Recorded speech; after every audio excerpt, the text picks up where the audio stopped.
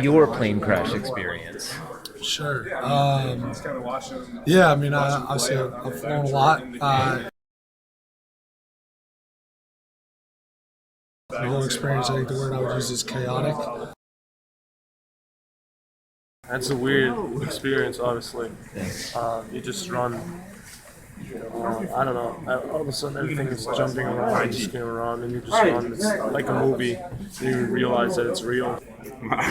I had my headphones. I was actually sleeping before we took off, and I woke up. When the pilot started to pull up, it's like wind or something probably kept it down. I just remember like thinking, we should be off the ground by now. Nobody really knew what to say or what to really do, because obviously we're going 100 some miles an hour. You can't really do anything. It's out of our control. It all happened so fast. It's really hard to describe exactly what happened. But I mean, we were in shock. Didn't really know what to do right away. You kind of had to just take a second, like what happened before you really even could move.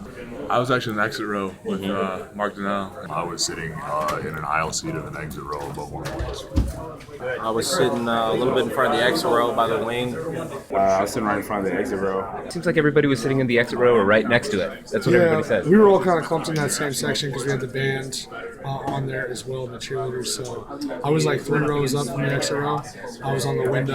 The exit was right behind me, so the exit door in the middle of the plane. So it was DJ and I, and 3 seats. Nothing out of the ordinary at first. I was sat on the wing, in the window seat, and I put my headphones on. And like usual, I just watched us take off. And this time I felt them hit the brakes, and I realized we weren't slowing down. And I knew we only had so much runway left. You were terrified? Yes, definitely. You knew something was wrong right away?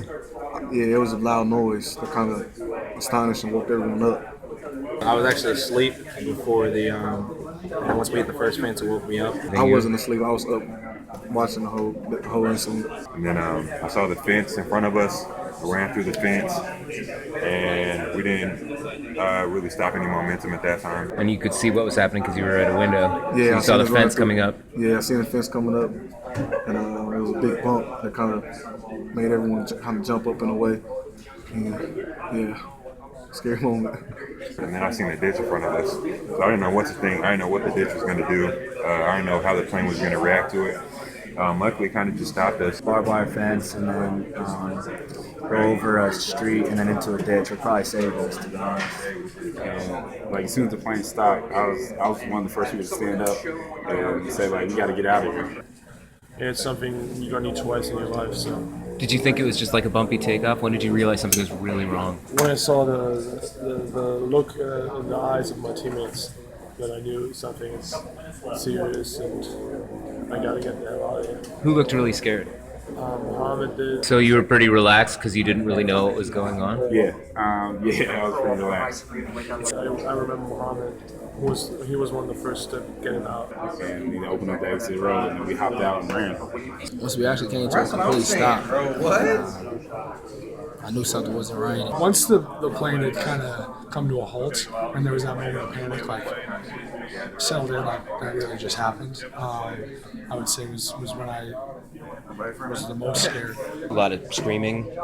Really, no one screamed or anything. There's no yelling, no nothing. Just really quiet.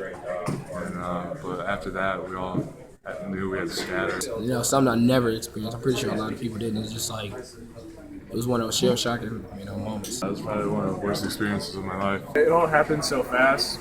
Looking back on it, yes, it was really terrifying for everybody. But luckily we were prepared to be able to act right in that type of situation. We came to a halt, and then we smelled gas. The evacuation plan, I think we all got out of here in probably 2 minutes. Sounds like good team execution. Absolutely.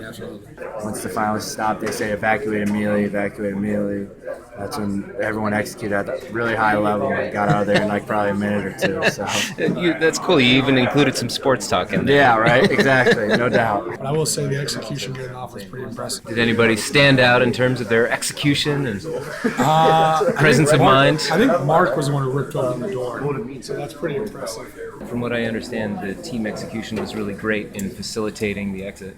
Yeah, Mark Donnell And He gets a lot of credit from your teammates. Yeah, and John, I think too. They just ripped the door out. He took the top, I took mine, we ripped out, and we just went from there. You were the first guy off the plane.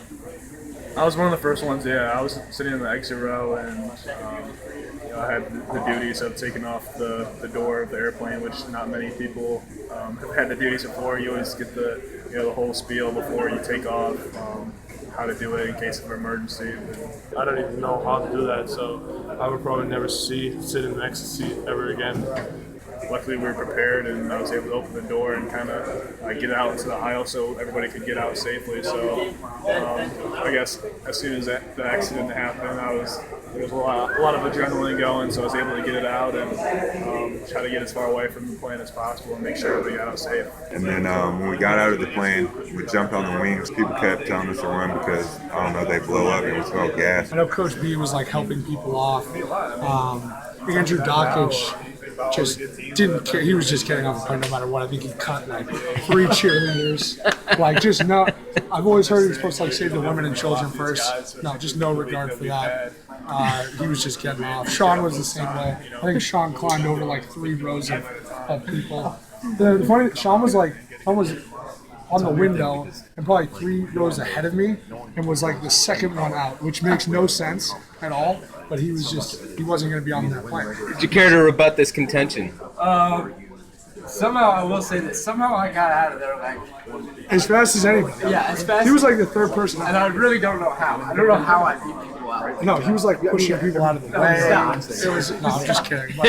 So you want him in your bunker, basically? Yeah, no, 100%. Do you have to go to war? I'd go to war with Sean. I would go to war with Doug.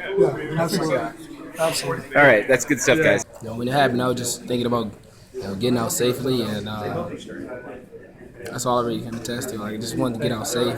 I was going because I was sitting by a window in my row, which is kind of interesting but scary. But man, blessed to be here. DJ, how's this team been finding? Did you have time to be scared, considering you had just woken up? I was just trying to really just gather my thoughts around what was going on. And after I said evacuate, I was just trying to get out there as fast as possible. So probably you had the most boring experience out of anybody. Yeah. Where does it rate on in terms of like exciting moments of your life or terrifying moments of your life? Sounds like you weren't that scared. Well, no, I mean, I definitely was scared after we realized what had happened. But I mean, it's definitely up there, definitely. Number one, that's for sure. Hopefully don't experience anything like that again. Probably number 1. I don't think be close. I don't want to jinx myself or anything like that. Knock on wood. But